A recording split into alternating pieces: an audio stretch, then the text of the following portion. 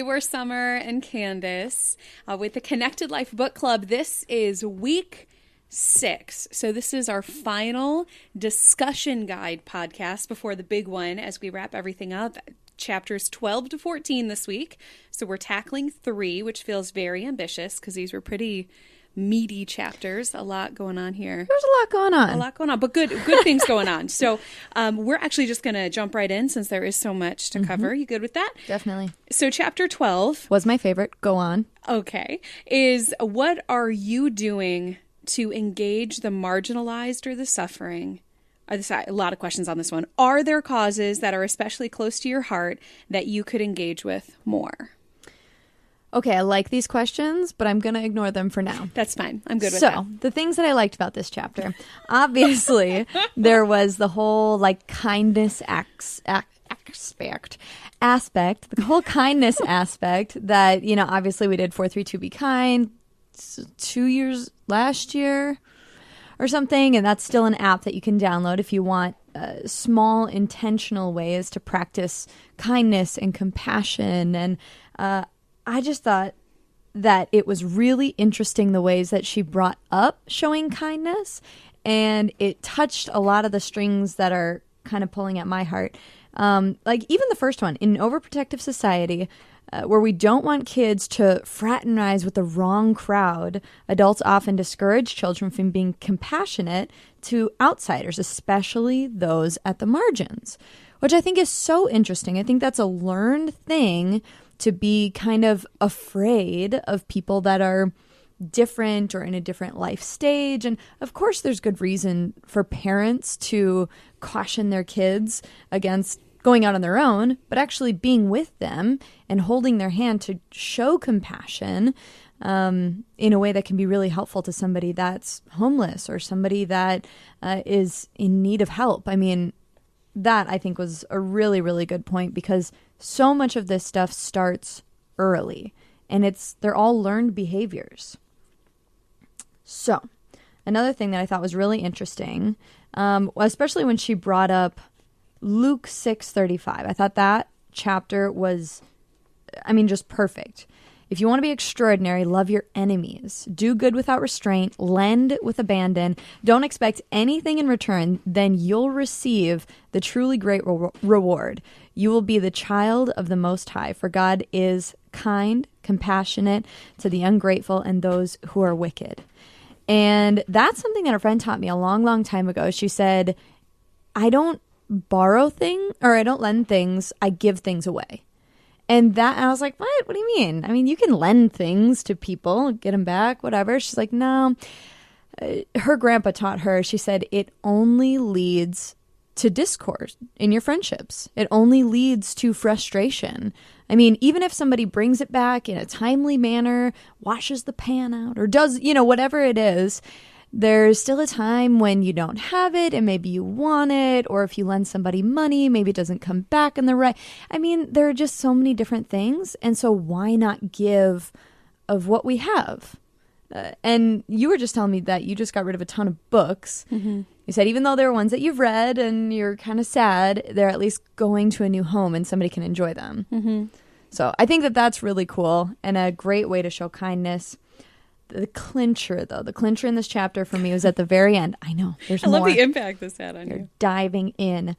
When she was talking about shopping fair trade. And I know that this is kind of specific to millennials and stuff like that of, being a little wary of larger companies where you don't know where your products are being made and different things like that. But the way that she puts it, it so clearly dictates why Christianity and shopping locally and buying your food locally and doing all things like that go hand in hand. Mm-hmm. I was walking into a major store the other day and it hit me really hard. How can they sell this stuff so cheap?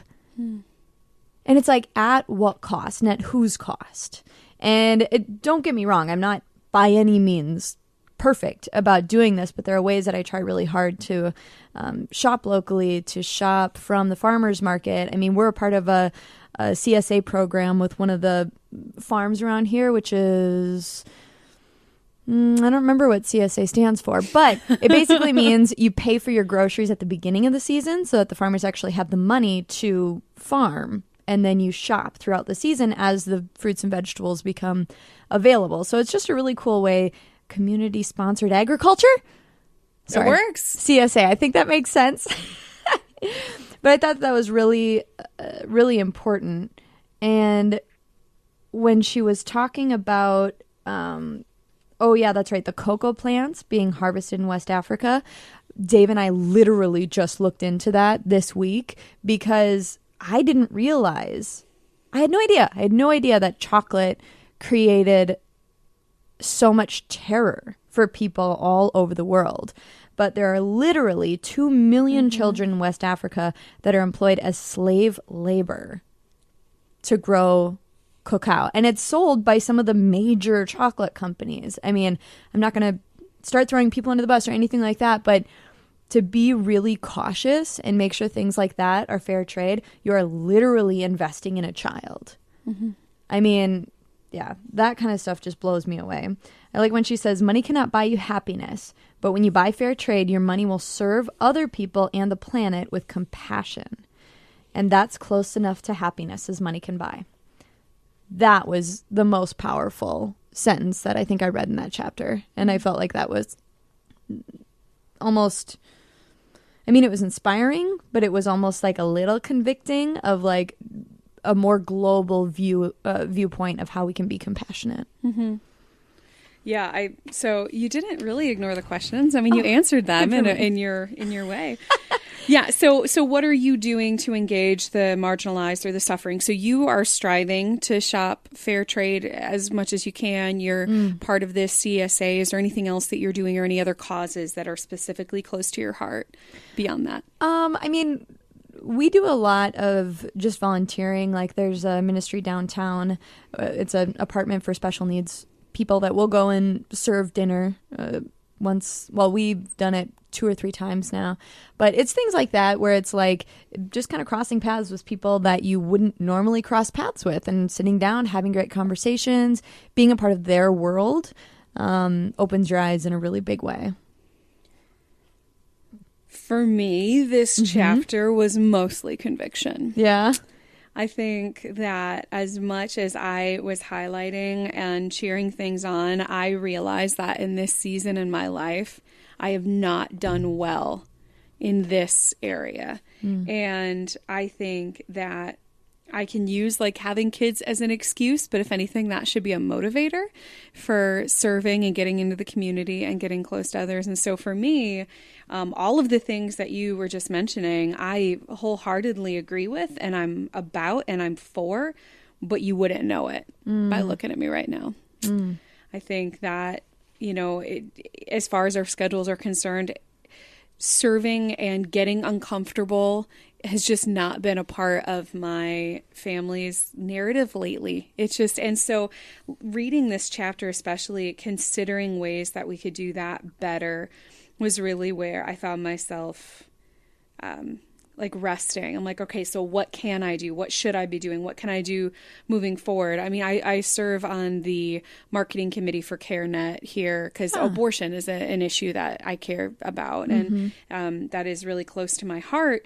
But other than serving in our church and, you know, occasionally maybe at the food pantry, there's not a lot that we're actively doing. And I really was convicted about the fair trade stuff because I think that is where I struggle the most, is with disposable fashion. Oh my word. Having 2 little kids, and then my own budget, my own fluctuations in weight, and everything that have forced me in the last, 2 years to just really be switching over wardrobes and everything. And, trying, though, in this season to minimalize, I think, is really what's going to help our family. Yes. Is like, I don't need a closet full of clothes. Like, it doesn't matter. Like, just, focusing on the quality stuff. Because I think she's also said in here, it's like the craftsmanship that comes into ethically made goods is just better. Yeah. So you spend a little bit more money, it's going to last you so much longer, and you know that you are doing well by the environment and by the people that inhabit it. And so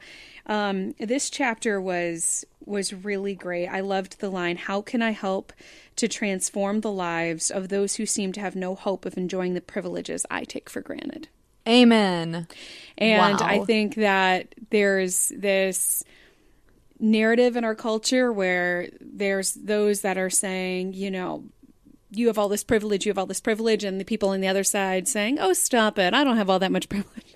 And it's just like this conversation of privilege is just so prevalent. It's become this buzzword. But the fact is, there are things that I have that so many others don't that I take for granted. Right. And how can Absolutely. I work to give back out of that selflessly in a way that makes me uncomfortable, and not like discernment uncomfortable, but like getting out, getting dirty, and doing some good. And so this chapter, I think, was really, I used to be much better at that than I have been in this last season. And I don't want that to be true of my life. Well, and it's so easy because that's where the comfortable path is. I mean, more often than not, when I'm talking to people about fashion, I'm bragging about how cheap I got this shirt for, or how much it was on sale, or, something like that, when, we really need to just take a step back and look at how our actions, because it is supply and demand, how our actions can change the actions of big corporations that affect so many people around the world. Yeah. And it's invaluable. And I would say that we have so much more power than we realize, and that every little choice contributes to a more grand scale of how the world works. Every little choice. I mean, even shopping locally for coffee and chocolate and things like that affects major corporations in a way that we would never expect, even to a point where, I mean, I know that there are some corporations that are starting to, invest more back into producing things in the US, or, making healthier products and things that are going to be honoring to our bodies just as much as we're honoring different cultures throughout the world. So. And I think one of the things that I liked right at the beginning of the chapter, she says that the 3 most important ways to nurture compassion are modeling, surrounding ourselves with people who regularly practice compassion, and coming face to face with people who need our care. Because it can be very overwhelming to go from a place where we're not really serving at all, we're not doing much, but we see this need and it can just seem crippling. It's like, well, what could I possibly do? Where do I even begin? And I think starting by surrounding yourself with people who are a little bit further on this journey, who are doing it better, I mean, that's step one. And I think that for me, that's where it comes into play that I have children, because I should be the one modeling for them what it means to truly serve. Now, one thing I did love, and I think I'm going to start doing this with my kids just because I know that my kids would love it too. So we've been talking this whole book. We're like, when is she going to talk about the stinking rocks? Because she talks about painting rocks, but like, I felt like this whole book, she's never really given it much like, why would you do this? Or when did you start doing, I don't know. Yeah. So she talked in this chapter as a way of showing kindness, this whole rock painting thing. And it's small and it's not about to, necessarily change the world, but I think it's something that my kids, even at ages 2 and 4, could do to get into their mind, like encouraging people and so I think what I want to do with my girls is, have you seen those like lending libraries, those free little libraries that people set out in their yards? I want to do that with like little encouragement rocks that my kids have painted with encouraging messages on them. This chapter inspired that. Nice. Just something just cute and simple for the community. We're back. Just to teach about encouragement. But yeah, so I mean, just something small. It could be serving somewhere, it could be painting a rock, whatever. I think just starting where we're at with what we have and how God has moved on our hearts is important. Yeah. So that chapter was great. It was really good. So in chapter 13, is your heart a home? Is your home a heart? Help me. We will make sure that this typo is corrected by the time we send this out. Okay. Is your heart and home a place of true biblical hospitality? How so? If not, how might you begin to show intentionality in this arena? And to whom is it hardest for you to be hospitable? All right, you have to go first. Oh, gosh. Okay. Because I tried to read it to you, but all right, that was me asking you the question. Okay, so is my heart and home a place of true biblical hospitality? Probably not. Wah, wah. Yeah, I'm kind of just like 0 for 2 on these chapters. And it's not that I don't want that. I'm just recognizing, like, looking at our life and the season we're in, like, these are things that we have not been as intentional about as we should be. And I think it's good to be aware. And I think it's good to open up and admit that, and to, let's get into it. Yeah. Let's get into it. I really appreciated her explaining, like, her experiences with hospitality, just because it reminds me so much of my grandparents. When my mom was growing up, she was one of 5 kids, and they never had a lot. But they always made it a point of welcoming people into their home, and they would have people stay with them for months. They'd have people stay with them for a night, and they would have people who stayed with them they ended up having to call the cops on because they really were a creep. But see, I think in modern standards, and like from a modern viewpoint, there's just so much more fear about welcoming strangers into our lives. Sure. And some of that is valid. A lot of that is not. A lot of that is, fear mongering on social media or in the news or whatever. And I think it's important to be cautious, but I think that it is keeping us from strangers that do need our love. And so again, I think that as a parent of young children, there's a different level of caution when it comes to, like, just opening my home to, vagrants. But it doesn't mean that true biblical hospitality can't. Sorry, somebody comes to the door. Hi, I'm a vagrant. Do you have space for vagrants here? But I mean, just even though emotionally and all of, like, there's a place for hospitality for everyone that I feel like we've veered away from. We have this fear culture going on. And so I loved what she said in challenging us to consider strangers the same way we consider children. And how do we engage the first time we meet a child, whether it's our own or somebody else's? There's this openness, there's this joy, there's a willingness to accommodate their needs where they're at. If they have things going for them that need to be met a certain way, like, we're happy to get down to that level. Whereas, and a responsibility. Yeah, that's true. And we're trusted for that. Like, these kids know that they can count on us, which is what they talk about a bit in the next chapter. But I feel like as strangers and as wanderers and sojourners, to use the biblical term, I mean, we just don't have that openness anymore. And it was, like, so important in the Old Testament. Yeah, it was huge. That, it was, these people need to be welcomed and treated like your own, and they have a place. And so I feel like that's something that I truly do want to get better at. And, for whom is it hardest for me to be hospitable? Honestly, it's not the strangers. I think I don't always practice as much as I want to, but I'm okay giving new people the benefit of the doubt. It's hardest for me to be hospitable to people I know who are close to me, who have hurt me and betrayed my trust in the past. Yeah, for sure. So there's, an individual that we are related to who has crossed lines multiple times, and there's just these walls that we want to put up then and keep them and protect ourselves. And I think there's a place for that to be done, like, with discernment and smartly and all of that. But the tendency in our hearts is just to close them off and to run away and to stop being available, to stop. And that's not what God does. That's not what Christ does. And so understanding the role of biblical hospitality in difficult relationships, familial relationships, is something I spent time wrestling with after reading this chapter.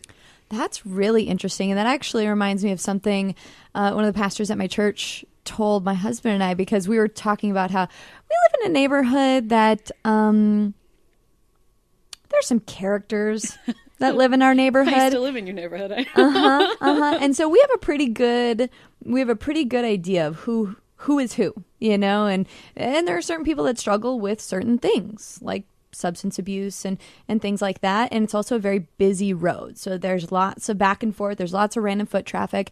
And we had somebody come to our door the other day. I'm sitting on the couch in the front room. I hear the door, the handle turn and push open, but it was locked. And then they knocked on the door. And I was like, excuse me? And luckily, both Andrew and I were home. And so I like kind of peek out the window and he's like looking through the peephole. And so he's like, I'm not even going to open it. I'm not even going to open it. And so he goes, hi, how can I help you? And just yells it through the door, you know? And we get a voice back that says, oh, hi, yeah, I am your neighbor. And I was wondering if I could just charge my phone for a little bit. And my husband goes, which neighbor? Yeah. You know, because, I mean, we didn't recognize this woman at all. We had no idea. And she said, well, I'm visiting from Minnesota. And we were like, all right. So we said, sorry, can't help you, you know, and we turned her away. And so my husband was telling the story to our pastor, and he's like, I know it probably wasn't very Christ-like of us. And the pastor goes, it is Christ-like to protect your home. It is Christ-like to make sure that you're setting healthy boundaries so that you protect your family and so that, you know, you make sure that everybody's safe. This is not nothing that she needed in your house was going to be beneficial for her right now in whatever mind state or whatever's going on. You know, like you didn't have the resources or the tools to help her, but you did have the resources and the tools to keep your family safe. And so I think that when it comes to being hospitable, but also setting safe boundaries, there's definitely a line and there's definitely wisdom in setting boundaries. So that's to that answer. Well, that's how I feel about that. I did think it was really interesting though, and she's pointing out that in like biblical tradition, being hospitable to your enemies was a thing. It was a way to kind of feel them out and decide if they were someone who could be won over or if they were really a danger to you, and you'd prepare a meal and serve them food. And I'm just like that's just so countercultural to what we would consider today. Right. But I think enemies was a much different term as well. I mean, because if, you know, your city is overtaken by a different country, it's going to be filled with people just like you, but just from a different country that you might consider your enemies. But really, you know, that's all government stuff. You know, they're not out to actually hurt you, but they are still considered your enemy. So I think that there's some context in that, but it does still, you know, mean that we should move forward with discrepancy, move forward with wisdom, and being hospitable to as many people as we want or as we can. This chapter is funny for me because, as she said, two young friends came to the front door and said, hey, we hear that sometimes you let people like sleep in your backyard. Do you mind if we set up a tent there? And she's like, we have a room in the basement. Come on in. Those guys are my husband. That's not like for real, but he is that person. He's that person that like shows up at someone's door and is like, hi, I see here that you have an extra car and I need one. Can I have it? And like, but at the same time, if somebody showed up at our house in that same exact situation, he'd be like, yeah, totally. Let's work something out. You know, so he gives and takes in, you know, equal ways, but really lives in that world of the more hospitable we can be to each other, the better. The thing that drives me absolutely bonkers is the amount of unused space that we have in our homes. Oh, in your home particular? Not my home particular, because you know how big my house is. I was going to say, I'm impressed. My house is 750 square feet, and we use every inch of it. But that's the thing, though. We literally do. I mean, we have people staying in our spare bedroom, because we have two in our tiny house, but we have people staying in our spare bedroom all the time. And like anytime anybody comes to town that needs a place to stay, whether we know them or not, like any sort of connection that we know that they are there and that they need a place to stay, they're welcome in our house. So like we very much open our house to people, but we also are not afraid to ask for that when we're traveling as well. You know, when we show up in a city, happen to know one person, hey, do you have an extra bed or a couch? You know, and I think that reciprocal hospitality can make the world of difference in how we view people. I mean, even like, I don't know, we were wandering around a giant neighborhood the other day. Not a giant neighborhood, a neighborhood of giant houses. And we're having this conversation of like, how many people do you think live in that house? And not to throw any sort of judgment, because like I said, people can set their boundaries at whatever is right for their family. But I just know of personally people who either they're empty nesters or they're in a, situation where they just had enough money to buy this house. So we bought the biggest house. And then there's 5 bedrooms for 2 people. And it's like, it kind of hurts my heart. It kind of hurts my heart to have people sleeping on the street and then to have these giant empty houses. And I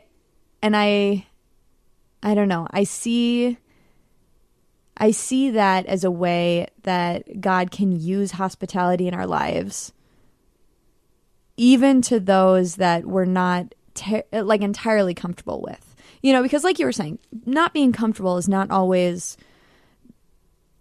not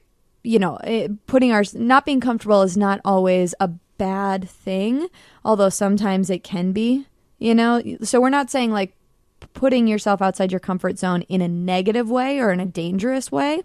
But I also know this couple, they're adorable and awesome, and they have one of these big empty houses. And so they set it up so that now there's this extra apartment area in their house. And so grad students that are, here for a semester or people studying abroad or things like that can actually use that space for like much cheaper than what it would be to get a whole studio apartment.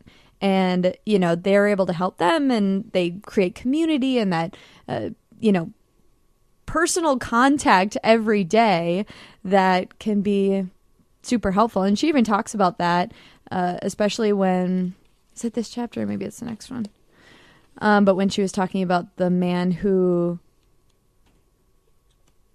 was in a Nazi or the Holocaust survivor who faked a lame leg. This was last chapter, so that he wouldn't have to walk to the gas chamber. And it was actually the guard lifting him up, making that eye-to-eye contact, having that human connection that caused the guard to give him... He said that happened 3 times. Yeah, 3 times. It caused him to actually let him live. And it's funny because I actually heard that that's the secret to having a long life, is to have small interactions of contact with people on a regular basis. Not like deep, meaningful relationships necessarily, although that does play a part, but it's the chatting with the person at the grocery store. It's saying hi to people as you walk by them on the street. It's having really light-hearted, small talk conversations with people you don't know. That actually is the biggest factor in a long life. Well, and I think that being a part of a community that believes in this and encourages hospitality as well makes a difference. When Adrienne and I were living in Chicago, we lived on the near South Side, and we were part of a church that was more than any other church I've ever been a part of, just so deeply involved in the lives of that community. In Chicago, you have all these different neighborhoods. And so this neighborhood was our mission field as a church. And there was a woman in our church that we knew as homeless because she was connected to our faith body. And so we all kind of took turns welcoming into our home, and she would stay with us. And for us, we were blessed with a larger apartment in Chicago. So, she stayed with us for weeks and weeks on end. And, and I had a newborn baby at the time, but it wasn't something that I felt uncomfortable about it all. She became this great part of our life and our family. And it was this diversity that we wouldn't have had otherwise. But honestly, I think I felt so comfortable because there was that faith family connection. Yeah. So I wasn't going downtown Chicago and being like, "You're homeless, come stay with me and my baby," Right. And so there was smartness about it. But I think being involved in a faith community that is aware of the needs of the people in this city and how to meet those needs in a responsible way is a great place to start. Yeah. Just finding some of those either churches or parachurch organizations. Now, Candace, where is it hardest for you to be hospitable? So I think it's hardest to be hospitable with people that take advantage of it. That sounds like a bad thing to say, but I don't think it is, because there are some times when people know your generosity and will come a knocking every single time. And like, that's hard for me because I have a little bit of like I'm happy to help you take the next step, and get you to a place where you can kind of move on your own and start to take those steps for yourself. But it's really hard, especially, and this is the funny thing, and this is the hard thing about like addiction, is people that get caught in the world of addiction are finding themselves in the same cycles over and over, and are finding themselves in the same place over and over. And so it's finding the right kind of help in those moments that can be exactly what somebody needs. But when it's over and over and over, it can be really hard and frustrating. And that's somewhere where I just definitely need to like extend my patience and kind of put myself in their place and have just probably more compassion. Well, and I think there's that line, like you were talking about boundaries, it tells us to lend without expecting back and to give, with abandon. However, it also says here that hospitality is about listening to the voice of God with compassion, entering our world. And it is in the place of listening that change can begin for all of us. But I think it's listening to that voice of God, because there are going to be times, I believe, that God says you need to stop helping, as bad as that sounds, or helping in this same way, because it's no longer helping. Right. And so just being the difference between helping and enabling, which is difficult, but I think that's really good. So chapter 14, Candace. Chapter 14. The final chapter in the book. This one was a short chapter, but it kind of was a review chapter, I feel like, for much of the book. Absolutely, which I felt was really good, because it was nice. There was some things at the very beginning, 6 weeks ago, that I'm like, oh yeah, that's right. Yeah. That was cool, or that's something I should be doing again. Yeah, you forget how far we've come. This has been such a rich book. So chapter 14 is about trust. So it says, when have you found it difficult to trust in God completely? And have any of the exercises in the book up to this point, have they served to help reestablish your trust? That is deep.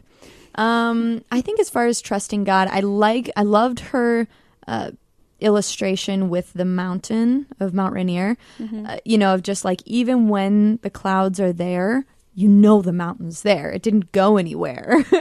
And I feel like that is a very strong picture of how God is and how I've seen God in my life, is even if I don't clearly see God in a situation, I know that's a failing on my viewpoint, because he's there 100% of the time. And, just even how she talks about how the mountain looks different as the light hits it in different ways, and, with different seasons. And yeah, it's just a really, really good illustration for how I've seen God throughout the years, of sometimes it just makes, the sun is shining bright and the sky is clear and it's a beautiful warm spring day, and you see every rock on the mountain and you connect with God in such a way that feels fresh and new. And then other times it's a foggy winter day and there's snow and there's fog, and you're not even, that God's there, but you can't expressly see him. And I think those are the days when the trust comes into play. So as far as actually moments when it's difficult to trust God completely, I think for me it's those moments where I believe that it's my responsibility to be taking care of something. So I have this anxiety, this pressure, this, pull yourself up by your bootstraps mentality of, God has taught me this lesson before. He has expressed it in his word, and I'm the one failing. That makes me focus more on myself and less on how badly God wants to be a part of my life in those moments and help me through those struggles and help me through those hard times. Because we all have those moments, and especially when like life feels overwhelming and it feels like, well, I just have a really busy schedule. That doesn't have anything to do with God. That doesn't have anything to do with my relationship with him, but it kind of does have everything to do with it because, the more that I have to do, the less I can actually spend time with God, the less I rely on God, the harder all these things are for me to do. And so those are those moments that are difficult. And I really, really love what she said. The one practice that we had talked about, I don't know how many chapters ago, about rewriting your story and finding God in those past moments to reassure your faith for those future moments. He was faithful then, he'll be faithful again. And that was really beautiful and helpful and something that I'd like to be a more common practice in my life, because it will come back to my mind every once in a while. I'm like, oh, that was incredible. Man, God is just cool, isn't he? And then it gives you this solid faith and this solid mentality. So what about you? Have you found it difficult to trust God completely in certain moments, or have any of the exercises in this book helped you?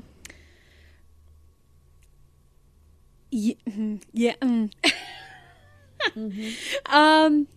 Like you said, I think that it's less that I distrust God, and it's more that I don't always lean into my trust of God. Right. And I like what she said, that childlike trust is special. It isn't earned. It's instinctual. And what we learn is distrust. And I think, it's not a bad thing. You learn discernment because people will let you down, and there are dangerous people out there, et cetera, et cetera. But I think then I have been burned a number of times by being too trusting. Many would say I still am too trusting. I can be naive, et cetera. But I have enough of a wariness that has been learned that I don't always let people in and close the same way that I used to. In some ways, that's good.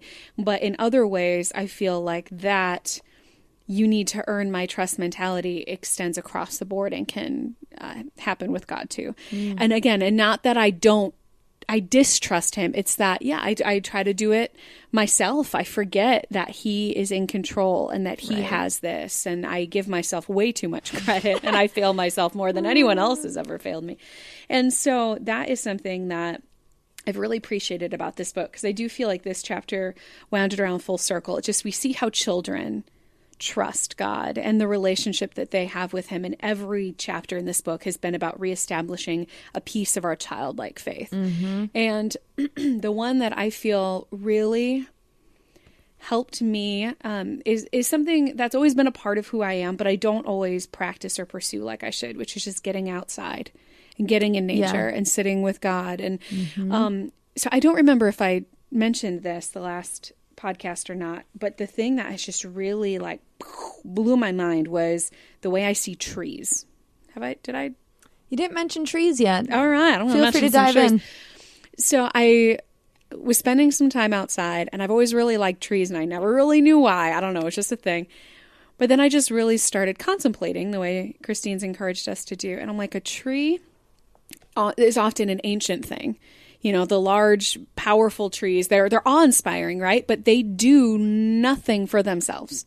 They rest and they trust. And in Psalm 1, it tells us to be like a tree planted beside a stream of water that's going to bear fruit in its season. And it's going to flourish when God intends for it to flourish. And so seeing these beautiful, powerful trees that have been around forever, that are wholly dependent on God, but are useful. They provide shade. They feed these bugs. There's something nice to look at. They're inspiring. Oxygen. They make the air breathable. There's so much that a tree does for us.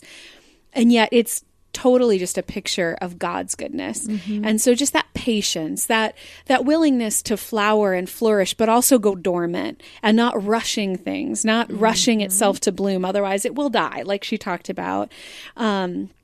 And I just think observing trees in that capacity as just a symbol of trust and abiding was a huge thing for me in this book. And so reading this chapter on trust and just what that looks like, and that exercise is just something that came to mind for me, for sure. Yeah, I think that's huge.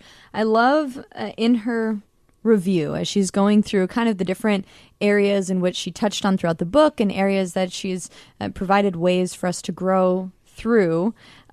She talks about play deprivation, that was at the very beginning, nature deficient, awe depletion, compassion fatigue, imagination suppression, and trust distortion. Ooh. Which I have seen how each one of those things has happened for me as an adult and for how things have changed. And I think that she did a really good job of creating little tangible ways that we can find God and find wonder in all of those different ways, and how that can be so helpful for our relationship with God. So, yeah, I think that was really useful. And I think these chapters, saved the deep for last, we really dove into it here at the end. It was a good way to wrap everything up. And we'd love to hear what you thought about any of these questions. Your responses are always welcome. Please comment on our Facebook video of this podcast and let us know what your thoughts are. Let us know what you're thinking of this book, how you feel as it's wrapping up here. And we will see you in another week for our long form final look where, spoiler alert, we're going to have a chance to talk to Christine, the woman who wrote this book. So if you have any specific questions burning on your heart that you want answered, please comment. Let us know. We would love to bring those directly to her. Yeah, make sure you subscribe too on Apple Podcasts, Google Play, even Spotify. Not only to stay up to date with this book and our final podcast, but next season as well. So thank you so much for joining us.